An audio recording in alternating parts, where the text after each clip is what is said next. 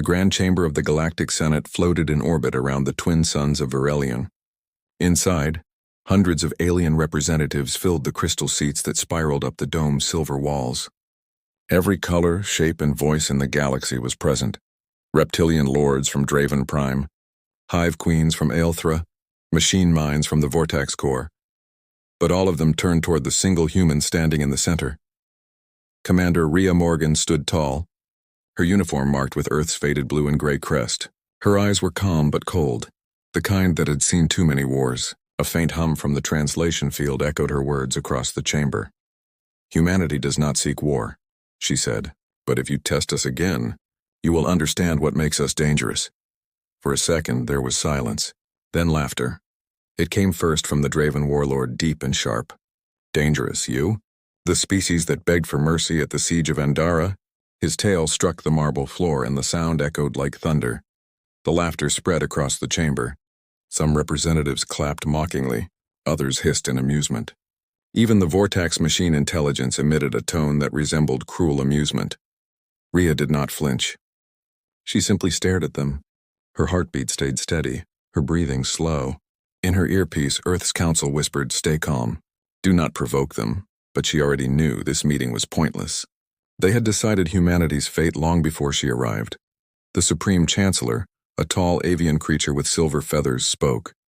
"Commander Morgan, Earth's violations of Galactic Code 7 Delta are unforgivable.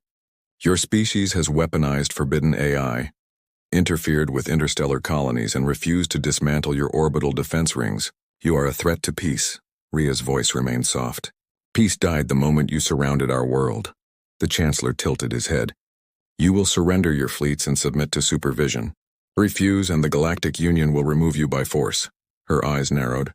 "And if we refuse your force?" More laughter filled the air. The Chancellor smiled coldly. "Then humanity will cease to exist." Rhea looked at him for a long moment, then spoke clearly, so every translator carried her words to every corner of the galaxy. "If you test us again, you will regret it. You think you understand fear, but you do not. You think you know war, but you have never fought humans with their backs to the wall." Then she turned and walked away. The guards did not stop her. They thought she was walking away defeated. They did not see the faint smile on her face. Outside, her transport ship detached from the Senate dock and entered the shadowed side of the twin suns. She looked out at the stars, quiet, endless, and waiting. "They laughed," she whispered to herself. "They always laugh." Her pilot, Lieutenant Jonas Hale, turned to her. "Do we proceed, Commander?" "Yes," she said. "Activate Project Retribution." Far away in the cold void around Mars, something stirred. Dozens of black ships hidden in the asteroid fields powered up for the first time. No light escaped their hulls. Their engines made no sound. Only coded signals moved through the dark. Humanity's last fleet was awakening. Meanwhile, on alien worlds, the news spread. Every broadcast repeated the same clip. Rhea Morgan's warning, her calm voice, and that final line that made even the bravest species uneasy. "Humans think they are gods now," one alien anchor said on the Verelion news network. "They threaten the peace of all life." But somewhere beyond the cameras, in quiet corners of those same worlds, others whispered different words. "They warned us before. Maybe they mean it this time." A miner from the outer colonies recalled a story, how humans had fought to the last man in the Battle of Loran Reach, refusing to surrender even when their oxygen ran out. A soldier remembered how human marines had burned through alien fortresses using fire and rage. A diplomat from Aelthra, who once traded with Earth, shivered as she replayed the human stare in her mind. There was something behind those eyes, something the galaxy had forgotten. Back on Earth, deep under the Pacific Command Complex, screens lit up across the war room. Generals, scientists, and AI constructs observed the Senate footage in silence. Admiral Kyle Reyes stood before the main display, hands folded behind his back. "So," he said quietly, "they mocked the warning again." "Yes, sir," replied one of the officers. "They called it an empty threat." Reyes turned toward the holographic map of the galaxy. Red markers blinked over Earth's borders. Enemy fleets moving closer. "Then we have no choice," he said. "Begin the silent protocol." Lights dimmed. The giant orbital defense platform shifted positions, aligning into an invisible wall across the Sol system. The moon bases sealed their gates. Civilian broadcasts stopped. Earth fell silent. From space, humanity seemed calm. Too calm. The alien fleets moved closer, unaware that their every movement was being tracked, every signal decoded. Humanity was no longer begging for peace. It was preparing for something far older, far colder. The next day, the Galactic Senate received strange reports. Ships sent to patrol near Mars vanished. No distress calls. No wreckage. Just empty readings.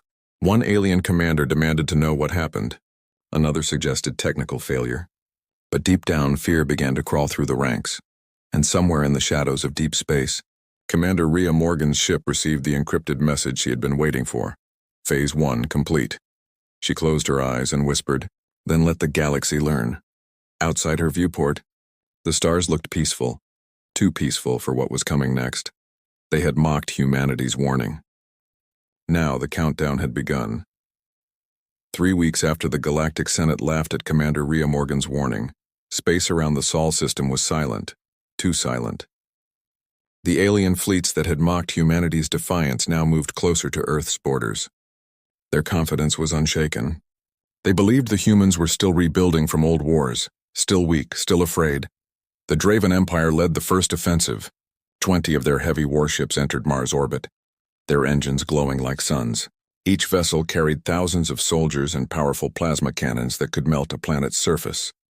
The Draven commander, Lord Kareth, sent an open broadcast across every frequency. "To the humans of Earth, your warning was amusing, but this is our galaxy now. Surrender, and we will spare your ruins." His voice echoed in hundreds of systems. Billions watched as the Draven ships prepared to fire. Then, darkness. Every screen across the galaxy flickered and died. The live feed cut out. The stars above Mars blinked once, then vanished behind a strange black mist. Sensors failed. Energy readings flatlined. Inside Lord Kareth's command bridge, panic spread. "We have lost all visuals," shouted one officer. "Something is interfering with our scanners." "Identify it," Kareth roared, but before anyone could respond, the radar lit up briefly. A single shape appeared behind their formation, close enough to touch. A small ship, almost invisible, hovering without heat or light. It was human. Then the Draven fleet vanished. No explosions. No debris, no distress calls. Just silence. Across the galaxy, alarms echoed in every military base. News channels went into emergency broadcast mode. The Union's admirals demanded explanations. But none came. The footage from the last seconds of the attack showed only static, and one frame frozen in the distortion. A single human emblem glowing faintly in the dark. The Earth defense. Command watched from a hidden station near Neptune. In the war room, Admiral Kale Reyes stood beside Rhea Morgan, both of them staring at the holographic feed. "First strike successful," said a voice over comms. "Draven fleet eliminated. No survivors," Reyes nodded. "Good, keep it quiet. Let the silence speak for us." Rhea's gaze was fixed on the dark hologram of Mars. "They will send more," she said softly. Reyes looked at her. "Then we will erase more." Outside the war room, thousands of automated ships drifted through the void. They were not manned by humans. They were the new generation of synthetic fleets born from Project Retribution. Each ship carried adaptive AI, cloaked in human-designed black armor that absorbed all signals. The galaxy's sensors could not see them. Even light avoided them. When the Galactic Union realized the Draven fleet was gone, panic spread like wildfire. Meetings were called across hundreds of worlds. The same question echoed everywhere. What did the humans do? On the moon of Cryon, the Aelthra Queen hissed in anger. "They are using forbidden weapons," she said. "We must strike before they rise again." But the Vortex Machine Council disagreed. "Analysis shows complete fleet annihilation without trace. Probability of unknown technology, 98%. Engaging them could result in total loss." For the first time in centuries, the great powers of the galaxy were divided.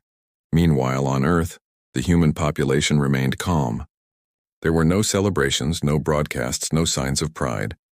The news of the victory never reached civilians. It was not about glory. It was about survival. In an underground hangar beneath Alaska, Rhea met a group of engineers and soldiers. Rows of ships stood ready, black as shadows, their engines silent. One engineer handed her a data drive. "The AI protocols are stable. The next phase is ready when you give the word." She looked at the glowing interface, Project Retribution Phase 2. Not yet, she said. We will let the galaxy think they can recover. Fear grows stronger in silence. Outside, snow fell quietly over the mountains, hiding the lights below. Earth seemed peaceful again, but the stars above were watching. Weeks passed. Alien fleets began to disappear one after another. A patrol near Jupiter reported seeing ghosts moving in the void before vanishing themselves. Supply routes in the outer rim went dark. No signals, no wreckage, just empty space. Across the galaxy, whispers began to spread. Humans are using something beyond reason. Something that should not exist. In the Senate chamber, the same leaders who once laughed at Rhea now shouted at one another. They are striking from nowhere, cried the avian chancellor. We must unite or be destroyed. But unity was gone. Fear had replaced arrogance. No one wanted to be the next target. Rhea Morgan stood on the deck of her flagship Erebus, watching a sea of stars ahead. They still do not understand, she said quietly.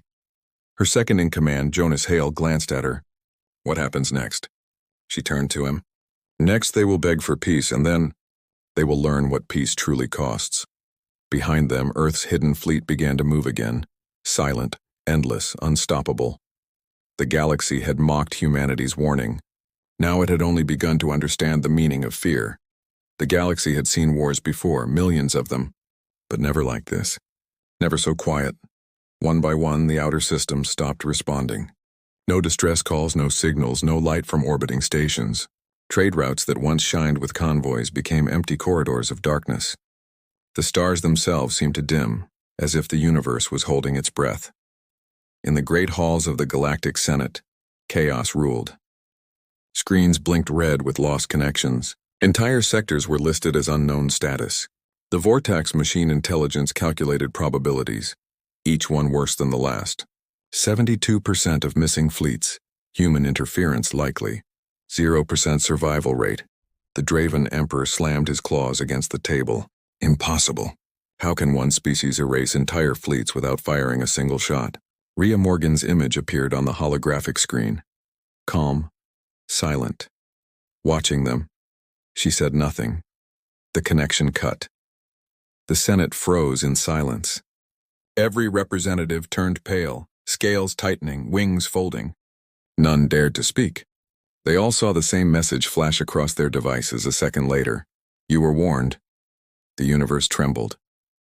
Meanwhile, far away, in a forgotten system near the galactic rim, a small colony planet named Veltrion 5 woke to find the sky glowing red.